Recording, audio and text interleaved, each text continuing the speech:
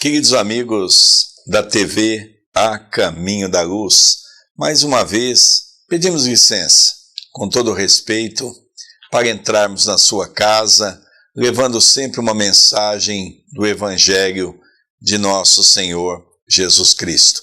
Agradecemos aos nossos ouvintes da Rádio Clube de Itapera, agradecemos também ao nosso querido Maguila, que está aí na técnica, e pela TV A Caminho da Luz, nosso amigo Gabriel está aqui manuseando os nossos equipamentos. Agradecemos também os nossos patrocinadores Moi Pneus e também o nosso querido João, lá da Casa Baioque da 15. E o nosso abraço também ao José e ao seu filho Rodrigo, lá da JF Telecom. Vale a pena nós consultarmos aí o preço de uma internet mais barata. André, tudo bem com você? Tudo bem, querido Sérgio. Gostaria de saudar os nossos amigos rádio ouvintes e também os nossos telespectadores. Que Deus, o nosso Pai, nos abençoe em mais esta oportunidade de juntos estarmos. Queridos amigos, nós vamos então estudar, como sempre fazemos nesse primeiro bloco, um estudo de um livro da Lavra Mediúnica de Chico Xavier, através do espírito de André Luiz. Estamos estudando Nosso Lar. Hoje nós estaremos estudando o capítulo 37º, a preleção da ministra.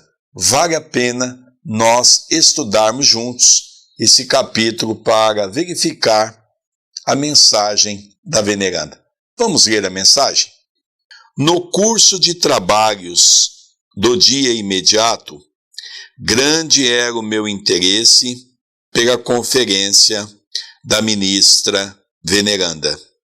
Ciente de que necessitaria permissão, entendi-me com Tobias a respeito. Essas aulas, disse ele, são ouvidas somente pelos espíritos sinceramente interessados. Os instrutores aqui não podem perder tempo. Fica você, desse modo, autorizada a comparecer com os ouvintes que se contam por centenas, entre servidores e abrigados dos ministérios da regeneração e do auxílio. Num gesto afetuoso de estímulo, rematou: desejo-lhe excelente proveito. Transcorreu o novo dia em serviço ativo. O contato de minha mãe, suas belas observações relativas à prática do bem, enchiam-me o espírito de sublime conforto. A princípio, logo após o despertar, aqueles esclarecimentos sobre o bônus hora me havia suscitado certas interrogações de vulto. Como poderia estar a compensação da hora afeta a Deus? Não era atribuição do administrador espiritual ou humano a contagem do tempo? Tobias, porém, esclarecera-me a inteligência faminta de luz.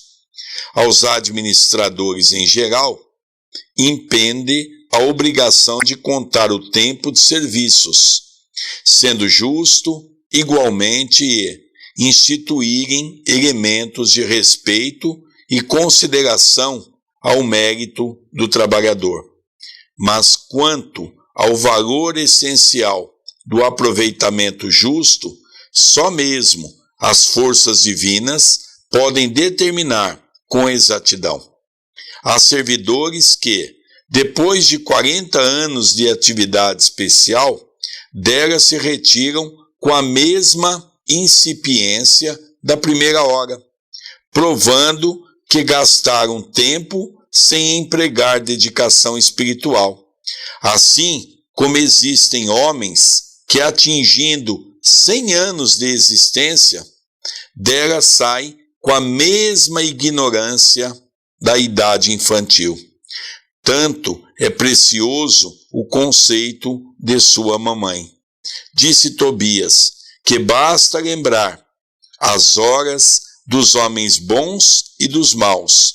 Nos primeiros transformaram-se em celeiros e bênçãos, do Eterno. Nos segundos, em látegos de tormento e remorso, como se fossem entes malditos. Cada filho acerta contas com o pai, conforme o emprego da oportunidade ou segundo as suas obras. Eu creio que esta parte, no início do nosso programa, ela é muito interessante e ao mesmo tempo esclarecedora. De tudo que nós vimos até esse presente momento, o que mais me chamou a atenção é quando Tobias diz para André Luiz: os instrutores aqui não podem perder tempo. É interessante que nós analisamos no nosso dia a dia, nós já paramos para analisar como são poucas as conversas que nós temos no dia a dia, conversas que nos levem a algum lugar. Nós já paramos para analisar que em todos os livros que nós notamos, livros, seja da lavra do nosso querido Chico ou de outros médiuns, nós já paramos para analisar que os espíritos superiores não perdem tempo com quem não quer nada com nada, não perde tempo com quem não tem disciplina, com quem não tem amor, com quem não tem responsabilidade, com quem não tem autoconfiança, com quem não sabe onde está e para onde quer chegar. Então, Tobias falou: você, André, está preparado para estar diante de uma assembleia que está procurando as grandes verdades que muitas vezes não se encontra em outro lugar a não ser junto de professores eméritos, ensinando-nos de uma maneira simples e objetiva? E para estar na presença de veneranda numa dessas reuniões seletas, tinha necessidade de haver permissão. Aí que Tobias explica o porquê deste rigor todo, o porquê da necessidade de estar ali compenetrado, comprometido com aquela causa e com aquela situação. Ele coloca também, André, um exemplo que às vezes a pessoa trabalha 40 anos e de repente sai da mesma maneira que entrou. Ou seja, sem agregar nada para o seu espírito, sem agregar conhecimento, porque não teve esforço, não teve dedicação. Há um grande erro que nós achamos que fazer a caridade é o que basta para elevar o nosso coração. É um engano. Porque até para fazer a caridade, nós temos que aprender a fazer bem feito. Fazer a caridade com amor, fazer a caridade com desapego, procurando conhecer tudo aquilo que está em torno do que eu estou me propondo a fazer. Então essa colocação de Tobias para André é muito séria, porque faz nos relembrar, como ele diz, a Terra.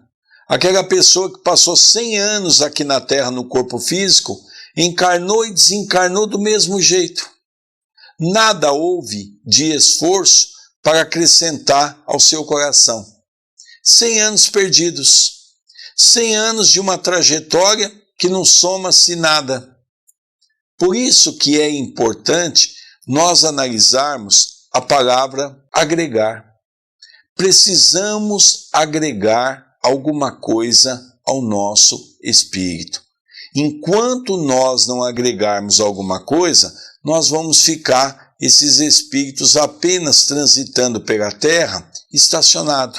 Vejam que quando André volta do sono, que ele esteve com a sua mãe, que ele ouviu a ideia do bônus hora, ele também tentou compreender tudo isso, assimilar. E Tobias foi muito claro quando disse que a reunião é para os trabalhadores, mas trabalhadores sinceros, que fossem justos, que fossem para aprender, que fossem para assimilar o que haveria de ser dito naquele dia. Como ele se propôs com sinceridade, então ele foi convidado para assistir a essa reunião. Um outro detalhe, André, algumas centenas, poucas centenas, perante a uma cidade que já naquela época tinha mais de 1 milhão de habitantes. Reparemos como realmente são muito poucos que verdadeiramente são merecedores de escutar um espírito dessa natureza. Vamos ler mais um pouquinho? Essa contribuição de esclarecimento auxiliou-me a ponderar o valor do tempo em todos os sentidos. Chegada a hora destinada à pregação da ministra, que se realizou após a oração vespertina, dirigi-me em companhia de Narcisa e Salúcio para o grande salão em plena natureza. Verdadeira maravilha o recinto verde, onde grandes bancos de relva nos acolheram confortadoramente, flores variadas, brilhando à luz de belos candelabros, exalavam delicado perfume. Calculei a assistência em mais de 1000 pessoas, na disposição comum da grande assembleia. Notei que 20 entidades se assentavam em local destacado entre nós outros, e a eminência florida, onde se via a poltrona da instrutora. É interessante que esses espíritos sábios sempre utilizam a natureza, arborizando e equilibrando com esta abençoada oportunidade que aí está entre as flores, entre os pássaros, entre aquela vegetação. E é interessante que a hierarquia existe em todos os lugares. De 1000 pessoas que ali estavam, ele notou que 2 coisas lhe chamou a atenção. Um grupo de aproximadamente 20 pessoas tinha um destaque, e a poltrona, da onde ficava a nobre veneranda, onde dirigia e ministrava aquelas palestras, aquelas reuniões para mais ou menos 1000 companheiros. Vamos continuar a nossa leitura? A uma pergunta minha, Narcisa explicou: estamos na assembleia de ouvintes. Aqueles irmãos que se conservam em lugar de realce são os mais adiantados na matéria de hoje, companheiros que podem interpelar a ministra. Adquiriram esse direito pela aplicação ao assunto, condição que poderemos alcançar também por nossa vez. Não pode você figurar entre eles? Indaguei. Não, por enquanto posso sentar-me ali, somente nas noites que a instrutora verse o tratamento dos espíritos perturbados. Há, porém, irmãos que ali permanecem no trato de várias teses, conforme a cultura já adquirida. Muito curioso o processo, aduzi. O governador prosseguiu. A enfermeira, explicando, determinou essa medida nas aulas e palestras de todos os ministros, a fim de que os trabalhos não se convertessem em desregramento da opinião pessoal, sem base justa, com grave perca de tempo para o conjunto. Quaisquer dúvidas, quaisquer pontos de vista verdadeiramente úteis poderão ser esclarecidos ou aproveitados, mas tendo em vista o momento adequado. Mal acabara de falar, e eis que a ministra veneranda penetrou no recinto, em companhia de 2 senhoras de porte distinto, que Narcisa informou serem ministras da comunicação. Olha que interessante, querido Sérgio, queridos telespectadores, rádio ouvintes. Nós vamos notar aqui que o mundo espiritual ele é composto exatamente por momentos.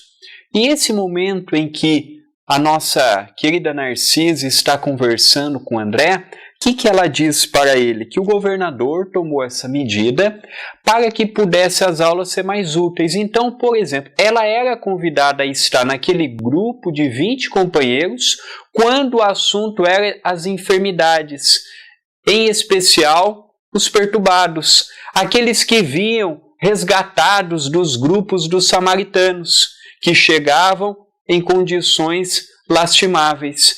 Quando a matéria era outra e não esta, Narcisa não poderia estar ali, porque ela não tinha competência para falar daquele outro assunto. Então, o governador procura dar oportunidade conforme o que a pessoa pode dar. Se a pessoa pode falar a respeito de espíritos conturbados, é a respeito disso que ela vai falar. Ele instituiu para que a aula fosse mais proveitosa, para que o momento fosse mais proveitoso, porque tempo é muito valioso, seja em qual dimensão for. Eu vejo também esse ponto interessante, André, nos fazendo relembrar os cursos em uma escola, em uma faculdade, aonde você então, conforme vai aprimorando, você vai eliminando aquelas matérias. No caso aqui, conforme você vai se esforçando, a sua inteligência vai buscando novos conhecimentos, você vai então sendo chamado para se aperfeiçoar nos grupos de afinidade, na qual vão estudar temas específicos que nem sempre servem para todos, mas apenas para aqueles que estão ligados àquele tema ou aquele tipo de trabalho. Mas o que nos chamou a atenção é que aqueles 20 pessoas, André, que estavam ali, todos eles eram altamente preparados e eram os únicos de quase 1000 pessoas que poderiam sabatinar a ministra. Tinham conhecimento, eram expert no assunto e poderiam então estar questionando a ministra. O restante não poderia fazer nenhum tipo de pergunta. É muito bacana nós analisarmos a disciplina do mundo espiritual. Como nós somos indisciplinados. Quando nós começamos a estudar algo pertinente ao mundo espiritual superior, nós começamos a entender a importância da disciplina e o quanto eles prezam por disciplina, não é? Por quê? Porque é uma questão lógica, o tempo é curto. Veneranda é um dos espíritos mais importantes daquela cidade. O tempo dela é raríssimo. Então, o que acontece?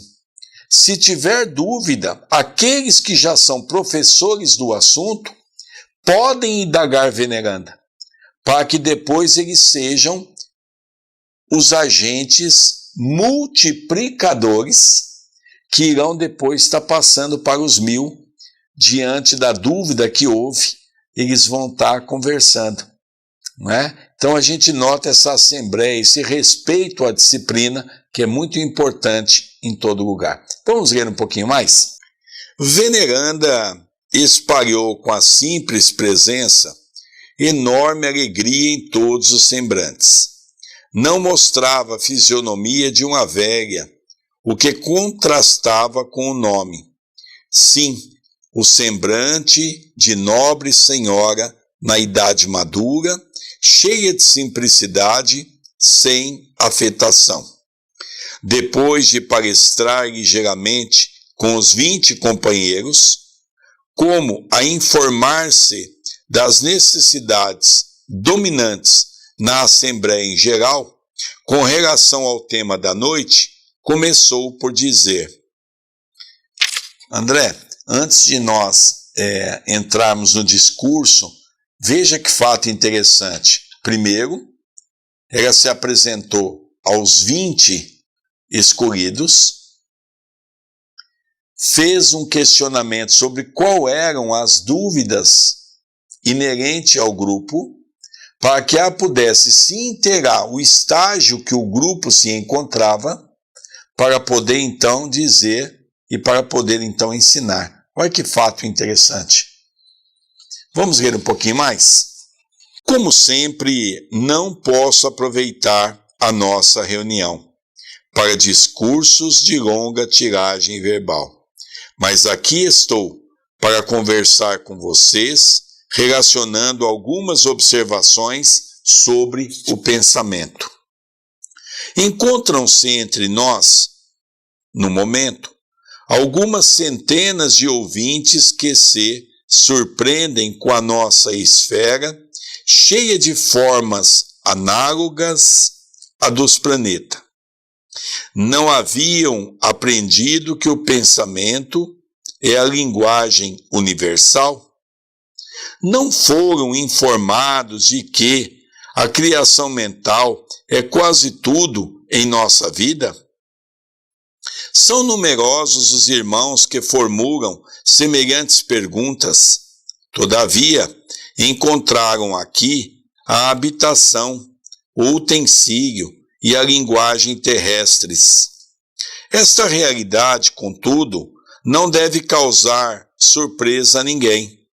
Não podemos esquecer que temos vivido, até agora, referindo-nos à existência humana, em velhos círculos de antagonismo vibratório.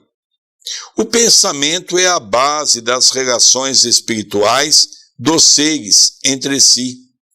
Mas não olvidemos que somos milhões de almas dentro do universo, algo insubmissas ainda às leis universais. Não somos, por enquanto, comparáveis aos irmãos mais velhos e mais sábios, próximos do divino, mas milhões de entidades a viverem nos caprichosos mundos inferiores do nosso eu. Os grandes instrutores da humanidade carnal ensinam princípios divinos, expõem verdades eternas e profundas nos círculos do globo. Em geral, porém, nas atividades terrenas, recebemos notícias dessas leis, sem nos submetermos a elas, e tomamos conhecimento dessas verdades, sem lhes consagrarmos nossas vidas. Será crível que, somente por admitir o poder do pensamento, ficasse o homem liberto de toda a condição inferior? Impossível. Uma existência secular na carne terrestre representa período demasiadamente curto para aspirarmos à posição de cooperadores essencialmente divinos. Informamo-nos a respeito da força mental no aprendizado mundano, mas esquecemos que toda a nossa energia, nesse particular, tem sido empregada por nós, em milênios sucessivos, nas criações mentais destrutivas ou prejudiciais a nós mesmos. Somos admitidos ao curso de espiritualização nas diversas escolas religiosas do mundo, mas com frequência agimos exclusivamente no terreno das afirmativas verbais. Ninguém, todavia, atenderá ao dever apenas com palavras. Ensina a Bíblia que o próprio Senhor da vida não estacionou no verbo, ele continuou o trabalho criativo na ação. Esta parte a respeito do pensamento é algo que, até o advento do Espiritismo, nós não tínhamos maiores informações. Hoje nós sabemos que o pensamento, e a ciência já vem fazendo inúmeras descobertas neste mundo à parte que é o pensamento de cada um de nós. O Espiritismo prega que pensamento cria, que pensamento é uma força, é uma energia, e tudo tem os seus dois lados. Pode servir tanto para ajudar o próximo, pode servir para curar o próximo, como também pode servir para o uso da maldade, para perturbar o nosso próximo. Há um ditado muito curioso que nos diz: mente sã, corpo são. Se nós temos uma mente equilibrada, se nós temos uma mente que procura sempre ver no próximo com dignidade, com caridade, com amor, naturalmente a nossa vida também será equilibrada. Agora, se a nossa casa mental é desequilibrada, destrutiva, se o olhar que temos para o mundo é apenas o olhar de que ninguém serve, todos fazem errado, eu sou o único que sei de tudo, eu sou o único que faço tudo correto, como poderemos viver em equilíbrio se já julgamos ser mais do que os outros? Então, Veneranda nos convida a termos uma mente equilibrada, a termos uma mente adestrada. Talvez a reforma íntima deva se iniciar pela mente. Equilibrando a mente, nós iremos equilibrar o nosso coração com o nosso sentimento, iremos equilibrar a nossa boca, porque a boca fala, o que está cheio o coração. É uma coisa é consequência da outra. O pensamento, e nós até nos estendemos um pouco, dividindo essa fala de Veneranda em duas partes, porque o texto principal dos seus comentários é exatamente trazer aos habitantes de nosso lar, que estão se candidatando ao trabalho do bem, que já estão se esforçando, para mostrar a eles que ali não se há uma compreensão ainda definida sobre a importância do pensamento. Então, Veneranda vem trazer àquelas pessoas a ideia do que é o pensamento, nos mostrando que todos nós temos, através das experiências, vamos criando o chamado arquivo mental. O arquivo mental é tudo aquilo que nós absorvemos de conhecimento.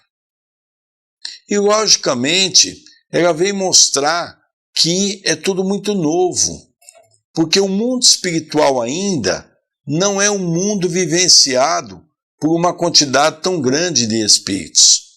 Chico mesmo, André, chegava a dizer que de cada 4 pessoas que desencarnam, 3 não sabem que desencarnaram. Durante muito tempo, nós fomos encarnando, desencarnando e voltando ao corpo sem saber sequer o que está acontecendo. Veja que fato interessante. Vamos ler um pouquinho mais? Todos sabemos que o pensamento é força essencial, mas não admitimos nossa milenária viciação no desvio dessa força. Ora, é coisa sabida que um homem é obrigado a alimentar os próprios filhos, nas mesmas condições. Cada espírito é compelido a manter e nutrir as criações que lhe são peculiares. Uma ideia criminosa produzirá gerações mentais da mesma natureza. Um princípio elevado obedecerá a mesma lei. Recorramos a símbolo mais simples após elevar-se às alturas. A água volta purificada, vinculando vigorosos fluidos vitais no orvalho protetor ou na chuva benéfica. Conservemo-la com os detritos da terra e faremos habitação de micróbios destruidores. Outros livros de André Luiz abordam também esta temática, e é interessante, né, querido Sérgio, queridos telespectadores, rádio ouvintes, que se nós já estamos nos deparando com essa beleza, e aqui André Luiz está apenas dando uma rápida pincelada no que ela disse, nós ficamos imaginando como é que não deve ter sido mágico este momento que lá ele esteve. Estar diante de uma palestra da Veneranda. E ela diz, por exemplo, que conservá-la com os detritos da terra e falaemos habitação de micróbios destruidores. Quantos de nós que não alimentamos células que pelo nosso rancor, pela nossa raiva, pela nossa maneira de vermos o mundo, de pensarmos, no amanhã não se torna um câncer, no amanhã não se torna um problema sério gástrico, um problema sério no coração ou em qualquer outro órgão vital do nosso organismo, nós temos que ter em mente que mente cura, mas a mente desequilibrada adoece o corpo e naturalmente nós seremos responsabilizados até mesmo pela nossa mente. Então nós precisamos ter em mente a necessidade do equilíbrio. Interessante, André. Eu gostaria também de fazer um comentário sobre essa frase que eu achei muito interessante, quando ele diz aqui que o espírito é compelido a manter e nutrir as criações que lhe são peculiares. Ou seja, nós somos responsáveis pelo nosso pensamento. É natural que o meio influencia em muito os nossos pensamentos, mas nós somos responsáveis por tudo aquilo, ou seja, para destruir os pensamentos equivocados, ou seja, para vivenciar os pensamentos voltados para o campo do bem. É uma escolha, e essa escolha, diz Veneranda, depende de nós. Nós somos responsáveis por aquilo que produzimos na nossa tela mental. Nós podemos pensar positivo, como nós podemos pensar negativo. Vamos continuar a leitura? O pensamento é força viva, em toda parte. É a atmosfera criadora que envolve o Pai e os filhos, a causa e os efeitos, no lar universal. Nele transformam-se homens em anjos, a caminho do céu, ou se fazem gênios diabólicos a caminho do inferno. Aprendem vocês a importância disso? Certo, nas mentes envolvidas, entre os desencarnados e encarnados. Basta o intercâmbio mental, sem necessidade das formas, e é justo destacar que o pensamento em si é a base de todas as margens silenciosas da ideia, nos maravilhosos planos da intuição.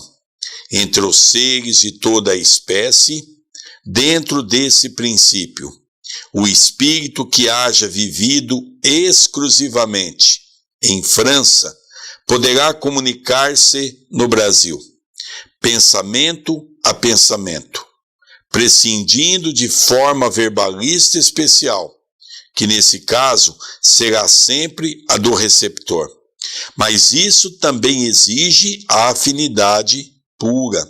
Não estamos, porém, nas esferas de absoluta pureza mental, onde todas as criaturas têm afinidades entre si. Afinamo-nos uns com os outros, em núcleos insulados, e somos compelidos a prosseguir nas construções transitórias da Terra, a fim de regressar aos círculos planetários com maior bagagem evolutiva. Quando eu sou convidado a discorrer sobre o tema mediunidade, oportunidade de trabalho, eu tenho uma frase que se encaixa nesse contexto. Seja qual dimensão for, nós todos estamos interligados. Seja de que maneira for, nós todos estamos interligados através do pensamento. Mediunidade é pensamento para pensamento, processo obsessivo, pensamento a pensamento, elo de nós para com os nossos benfeitores ou anjos da guarda, de pensamento para pensamento. Tudo passa pelo crivo do pensamento. O pensamento, ele é tudo. O corpo é apenas uma ferramenta que, diga-se de passagem, mais cedo ou mais tarde vamos deixar. A cada dia que se passa, a nossa ferramenta vai envelhecendo, os neurônios vão diminuindo a sua capacidade de absorção do raciocínio. Então o corpo é uma máquina que a cada dia que se passa, naturalmente, vai havendo desgaste natural. Mas a nossa mente, ela se conserva intacta, e é importante nós começarmos a usar a mente. É importante nós começarmos a utilizar o poder que nós temos em nossas mãos, ao ponto de Jesus dizer: todos vós sois deuses, façais brilhar a luz que está em vossos corações. Um outro ponto que também julgo ser importante é a questão que nós destacamos quando ele diz que é possível um espírito que está na França comunicar-se com outro espírito que está no Brasil. Vejamos que esse exemplo que o Espírito dá para nós em 1944, hoje vem se explicar o telefone celular. Se nós podemos, com um simples aparelho, conversarmos com qualquer pessoa que se encontre em qualquer parte do planeta, como é que nós não iríamos poder conversar em pensamento? Lógico que estamos ainda gatinhando nesse processo, mas quando nós avançarmos, tirarmos um pouco a ignorância dos nossos pensamentos, começarmos a projetar a grandeza daquilo que está dentro de nós, que se chama espírito, e desenvolver as técnicas naturais da potencialidade do espírito, nós vamos poder conversar com o espírito que se encontra num outro país, de pensamento para pensamento.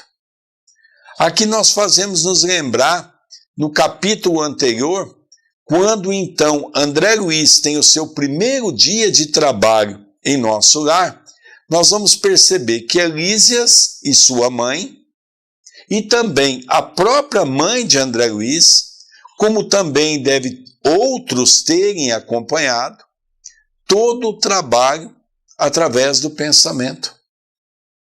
Lógico que nós não vamos aqui discorrer, nos aprofundar nessa temática, mesmo porque nós ainda nos encontramos gatinhando nessa área.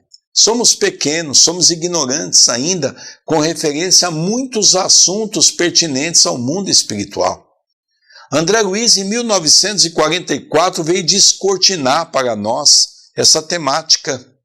E percebemos que até hoje nós estamos com dificuldade de compreender todo esse ensinamento. Vamos ler um pouquinho mais, André Luiz? Nosso lar, portanto, como cidade espiritual de transição, é uma bênção, a nós concedido por acréscimo de misericórdia, para que alguns poucos se preparem à ascensão, e para que a maioria volte à terra em serviços redentores.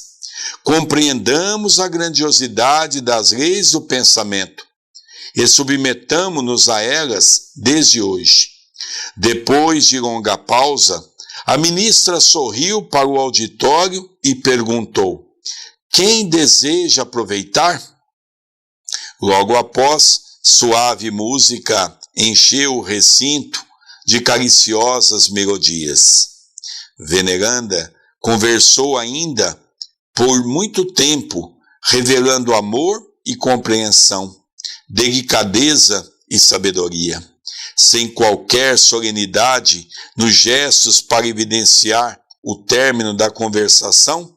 Findou a palestra com uma pergunta graciosa. Quando vi os companheiros levantarem-se para as despedidas, ao som da música habitual, indaguei de Narcisa, surpreendido: que é isso? Acabou a reunião? A enfermeira bondosa esclareceu sorridente: a ministra veneranda é sempre assim. Finaliza a conversação em meio do nosso maior interesse. Ela costuma afirmar que as pregações evangélicas começaram com Jesus, mas ninguém pode saber quando e como terminarão. Veneranda é um espírito grandioso, um espírito amoroso, um espírito abnegado, mostrando para todos nós o caminho a ser seguido. Nós notamos aqui, André Luiz discorre apenas 4, 5 pontos que a veneranda disse. Imaginemos lá como é que não deve ter sido ao vivo estando diante dela. São momentos que nós imaginamos. Quem sabe um dia podemos também desfrutar destes momentos abençoados. Logicamente, André Luiz faz se referir à beleza do encanto daquelas poucas horas que ficaram com veneranda. O assunto era tão belo, uma exposição tão fraterna, que ele nem viu a hora passar. E quando ele questiona Narcisa sobre a questão do tempo, já terminou? Ela diz uma coisa, Narcisa, referenciando-se a uma mensagem que a veneranda sempre deixava, que eu achei uma frase muito linda, quando ela diz, não é, que nas coisas que se trata do Evangelho de Jesus, ela diz que teve um começo, mas ela afirma que ninguém pode saber quando e como terminará. O que quer dizer isso? Jesus foi o começo, Jesus veio trazer o início, e que nós então não temos mais fim nesse aprendizado que o Evangelho propicia para todos nós. Queridos amigos, o tempo é abençoado e passa depressa. Nós estamos findando o primeiro bloco do nosso programa, mas nós gostaríamos de convidar a você para entrar em contato conosco através dos e-mails do nosso querido Sérgio Vilar, vilarsergio1@superig.com.br, como o Gabriel está colocando em sua tela, e o meu é vilarandré2@yahoo.com.br, ou através do Facebook, procure por Sérgio Vilar ou por André Luiz Chiarini Vilar. A sua participação, a sua mensagem é muito importante. Não se esqueça também, se você tem gostado do programa, quer assistir desde o primeiro, está disponibilizado gratuitamente no canal do YouTube da TV A Caminho da Luz, em HD, com uma imagem e com som de qualidade para você. Queridos amigos, sempre a mensagem que nós aprendemos das obras da Lavra Mediúnica de Chico Xavier é sempre uma alegria. Uma alegria compartilhar com você, e o capítulo de hoje foi a força do pensamento. Que possamos, neste momento abençoado, repensar. Pensamento é vida, pensamento é energia. Vamos tomar cuidado no que pensamos, para no amanhã não gerarmos consequências funestas para o nosso próprio espírito. Queridos amigos, estamos indo para o final do programa A Caminho da Luz e nós gostaríamos de te agradecer. Te agradecer profundamente pelo carinho que nós temos recebido, pelos e-mails que eu tenho recebido, tenho procurado respondê-los, o André também, porque entendemos que é essa interação entre nós e você que vai fazer com que nós melhoremos ainda mais o nosso programa. Não sai daí não, já retornaremos com o nosso segundo bloco e um beijo no seu coração.